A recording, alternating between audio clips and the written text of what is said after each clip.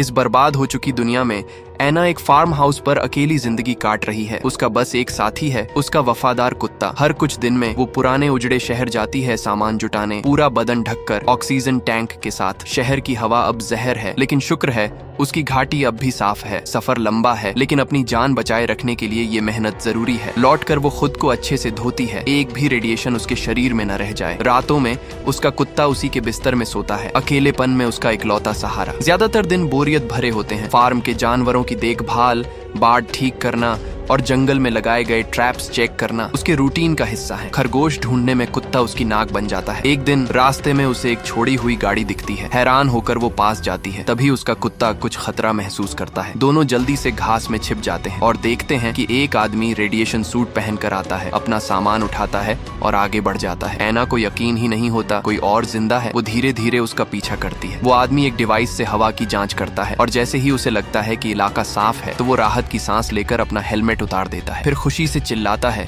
जैसे बरसों बाद जिंदगी का स्वाद मिला हो। वो सूट उतार कर पानी के झरने में नहाने चला जाता है। तभी एना बाहर आती है और उसे रोकने दौड़ती है, लेकिन उसके हाथ में बंदूक देखकर वो आदमी डर जाता है। वो भी अपनी बंदूक तान देता है और गुस्से में फायर कर देता है। चिल्लाते हुए पूछता है, कहाँ हैं बाकी लोग? एना दोनों हाथ ऊपर कर देती है और घबराकर बस इतना कहती है, ये पानी जहरीला है। वो आदमी चौंक जाता है, भागता है वापस अपनी गाड़ी की तरफ और अपना वही डिवाइस निकालकर जांच करता है। अब वो समझ चुका है, वो सच में रेडिएशन से भरे पानी में नहा रहा था। अचानक उसकी तबीयत बिगड़ती है, उल्टियां करने लगता है। भागता है अपनी दवा की इंजेक्शन लेने। थरथराते हुए एना की तरफ बढ़ता है और गिड़गिड़ा कर कहता है, प्लीज मुझे इंजेक्शन लगा दो। उसकी चीखों से एना थोड़ा सतर्क हो जाती है, शायद डर भी जाती है। लेकिन तभी वो आदमी अपनी बंदूक जमीन पर फेंक देता है और कसम खाता है, मैं तुझे कोई नुकसान नहीं पहुंचाऊंगा। एना उसकी हालत देखती है और फिर बिना ज्यादा सोचे इंजेक्शन दे देती है। वो उसे अपने घर ले चलने का ऑफर देती है। रास्ते में वो खुद को ढंकता है और कहता है, मुझे हर दिन ये दवा लेनी पड़ेगी और अगर मैं मर जाऊं तो मेरे शरीर को जला देना। घर पहुंचकर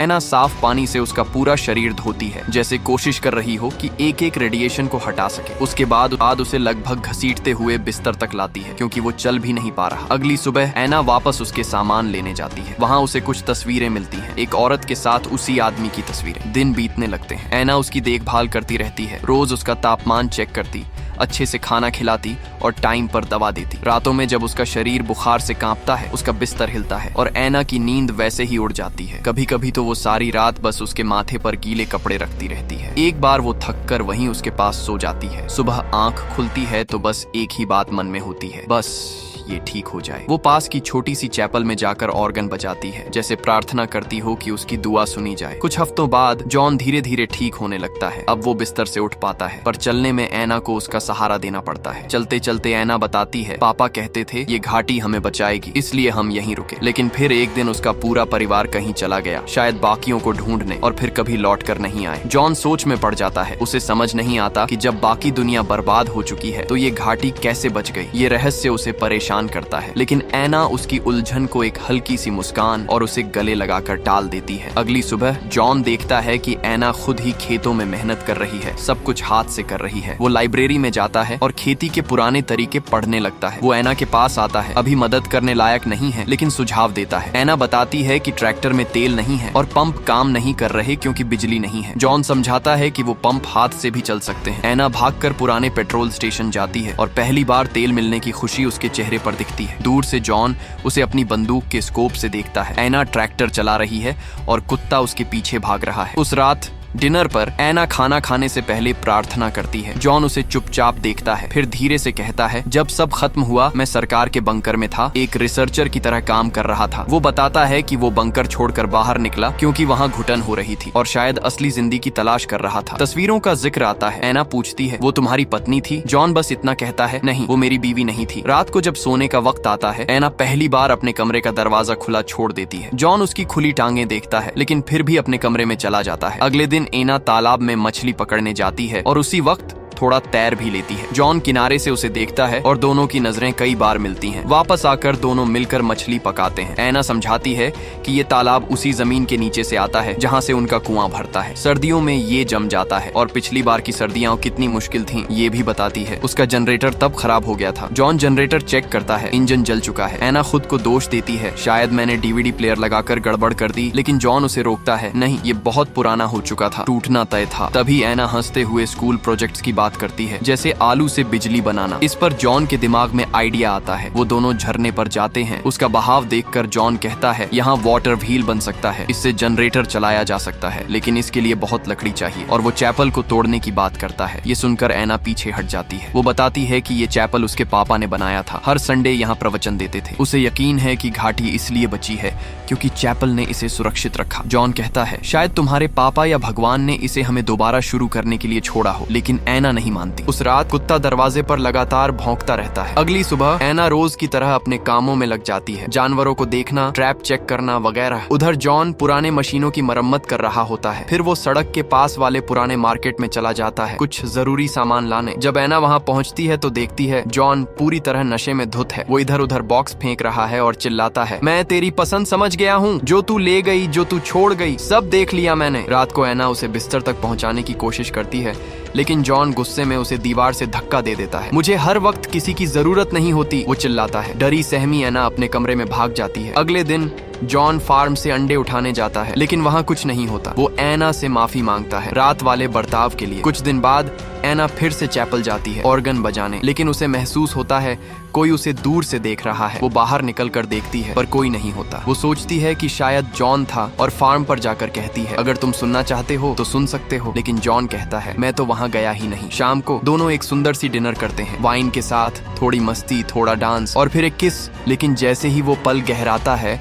जॉन किस तोड़ देता है और कहता है, शुक्रिया डिनर के लिए। वो अपने कमरे की ओर लौट जाता है। कुछ मिनट बाद जॉन ऐना के कमरे के पास आता है। ऐना उसे देखती है और बिना कुछ कहे अपनी ड्रेस उतार देती है। जॉन तुरंत कहता है, रुको, और उसे फिर से कपड़े पहनने को कहता है। ऐना उदास हो जाती है। उसे लगता है शायद उसने कुछ गलत किया। जॉन कहता है, तू मुझे पसंद है, पर अगर हम अब कुछ कर बैठे तो सब बदल जाएगा, थोड़ा वक्त दे। अगली सुबह ऐना कहती है, अगर तुम्हें जनरेटर बनाना है तो चैपल ले लो, लेकिन जॉन मना कर देता है। वो उसे दोबारा दुखी नहीं करना चाहता। कुछ दिनों बाद ऐना जंगल में अपने ट्रैप्स चेक कर रही होती है। तभी उसका कुत्ता तेजी से पहाड़ी की ओर भागता है। वो पीछे पीछे दौड़ती है और वहाँ एक अजनबी को देखती है। नाम है केलेब। वो हाथ ऊपर करके कहता है, डर मत, मैं सिर्फ पानी मांगने आया हूँ। ऐना उसे फार्म तक ले आती है और जॉन जैसे ही उसे देखता है गोली चलाने वाला होता है। ऐना बीच में आकर रोकती है। जॉन तुरंत रेडिएशन चेक करने वाला डिवाइस उस पर लगाता है। केलेब कबूल करता है कि उसने अंडे चुरा लिए थे। मुझे डर था कोई मारे न दे। केलेब बताता है कि वो खदान में काम करता था, हादसे के समय जमीन के नीचे था, इसलिए बच गया। उसके बाकी साथी बाहर गए पर कभी लौटे नहीं। वो कहता है कि वो अब साउथ की तरफ जा रहा है, बस आज की रात रुकने की इजाजत चाहिए। डिवाइस थोड़ी रेडिएशन पकड़ता है। केलेब कहता है कि उसे कमजोरी है और उल्टियां भी हो चुकी हैं। जॉन मान जाता है कि वो कुछ दिन यहीं रहे ताकि रिकवर कर सके। केलेब टेंट लगाने लगता है, लेकिन ऐना उसे अंदर रुकने को कहती है। लंच पर केलेब ऐना के साथ प्रार्थना करता है और खुद पर हंसता है। सोचा नहीं था मैं इतनी दूर जिंदा आ पाऊंगा। फिर वो रास्ते की कुछ कहानियां सुनाता है। जॉन भी एक किस्सा सुनाता है। एक लड़का मेरी गाड़ी से खाना चुराने आया था। पूरी गाड़ी उल्टी से भर दी थी। इतना बीमार था कि मुझसे कह रहा था, खत्म कर दो मुझे। तूने मारा उसे? नहीं, छोड़ दिया। वो सड़क किनारे वहीं मर गया होगा। केलेब भी बताता है कि उसके साथी दरअसल उसे छोड़कर नहीं गए थे। जब एक आदमी ने बाहर जाने की कोशिश की तो सब डर गए कि रेडिएशन अंदर आ जाएगा। झगड़ा इतना बढ़ गया कि उस आदमी ने सबको मार डाला और खुद भी मर गया। ऐना उसकी बात सुनकर कहती है, माफ करना, बहुत बुरा हुआ। जॉन थोड़े दुखी मन से देखता है। उसने तो मुझसे कभी ये नहीं कहा। बाद में ऐना केलेब को घर का पूरा टूर कराती है और जॉन बाद में उससे झगड़ता है। तू इतने अजनबी से इतनी जल्दी खुल कैसे गई? ऐना भी चुप नहीं रहती। तुझे पता भी है अपने परिवार को खो देना क्या होता है, अकेले बचे रहना कितना मुश्किल है। जॉन झुक जाता है और कबूल करता है, मैंने उस लड़के को मारा था और शायद वो तुम्हारा भाई था। फिर वो रोने लगता है। ऐना बस धीरे से कहती है, ठीक है, जो हो गया सो हो गया। कुछ समय बाद जॉन और केलेब शिकार पर जाते हैं। रास्ते में दोनों एक दूसरे को बताते हैं कि कभी किसी रेडियो ट्रांसमिशन में सुना था कहीं साउथ में एक कम्युनिटी है। केलेब वहीं जाना चाहता है, लेकिन जॉन को यकीन नहीं कि वहाँ कोई जिंदा है। तभी एक बड़ा टर्की पक्षी दिखाई देता है। केलेब हंसते हुए कहता है, जो पहले मारेगा ऐना उसी की। टर्की की बात सुनकर जॉन चिढ़ जाता है, लेकिन केलेब हंसते हुए कहता है, अरे मजाक कर रहा था। दोनों टर्की का पीछा करते हैं। इसी बीच जॉन केलेब को अपने वाटर व्हील के आइडिया के बारे में बताता है और ये भी कि वो इसे क्यों नहीं बना पा रहा। आखिरकार टर्की जॉन की ही गोली से गिरता है। रात को डिनर पर टर्की परोसा जाता है। बातों ही बातों में केलेब फिर से वाटर व्हील की बात छेड़ देता है, जिससे माहौल थोड़ा असहज हो जाता है। वो सोचने लगता है कि और कहां से लकड़ी मिल सकती है, लेकिन उनके पास पेड़ काटने वाले औजार नहीं है और बाकी के सारे सुरक्षित ढांचे पत्थर या मेटल के बने हैं। फिर वो सीधा कह देता है चैपल ही एक रास्ता है। एना के लिए ये सुनना आसान नहीं होता, लेकिन उसे मानना पड़ता है। अगले दिन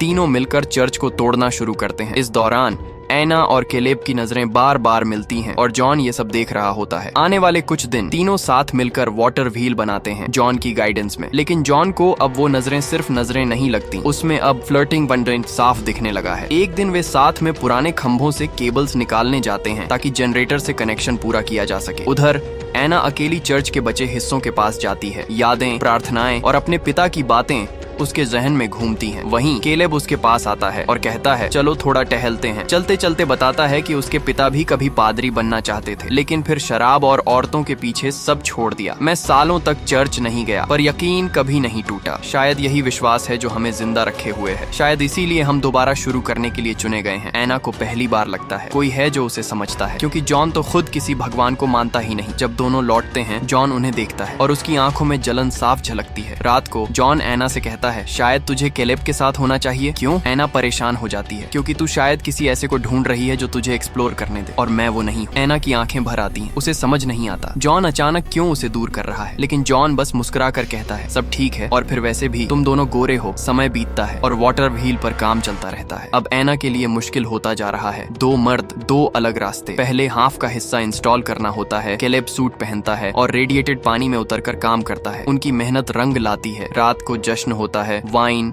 म्यूजिक, ताश का खेल। फिर सब तालाब में कूद जाते हैं। बॉटल ढूंढो वाला खेल शुरू होता है, लेकिन जॉन को अब अपने लिए जगह कम लगने लगती है। दोनों की नजदीकियां उसे अकेला कर देती हैं। वापसी के रास्ते में जॉन टूट जाता है। मैं तुझसे प्यार करता हूँ, लेकिन एना चुप रहती है। घर पर वो जॉन के बिस्तर में आती है, लेकिन वो इतना पी चुका होता है कि फौरन सो जाता है। एना अब थक चुकी है, इंतजार से, उसकी उदासी से और इस शराब खोरी से। वो चुपचाप उठती है और सीधे बाथरूम में जाकर केलेब के पास जाती है, जहाँ दोनों की नजदीकियां अब किसी सीमा की मोहताज नहीं रही। अगली सुबह नाश्ते की टेबल पर केलेब एना के सिर पर हल्के से हाथ फेरता है। एना असहज महसूस करती है और बिना कुछ कहे वहाँ से उठ जाती है। दोनों मर्द तय करते हैं कि एना के बिना भी काम पूरा करेंगे। वो फिर भी उसी के बारे में बात करते हैं। वो खास है, जॉन कहता है। क्या तू चाहता है कि मैं कभी यहाँ आया ही ना होता? केलेब पूछता है। नहीं, तू ना होता तो ये व्हील कभी पूरा ना होता। केलेब हंसता है। झूठ मत बोल, तुझे जलन हो रही है। वो यहाँ से जाना नहीं चाहता और मानता है कि शायद वो यहीं रुक जाए। दोपहर को केलेब फिर से सूट पहनता है और आखिरी हिस्से को इंस्टॉल करने के लिए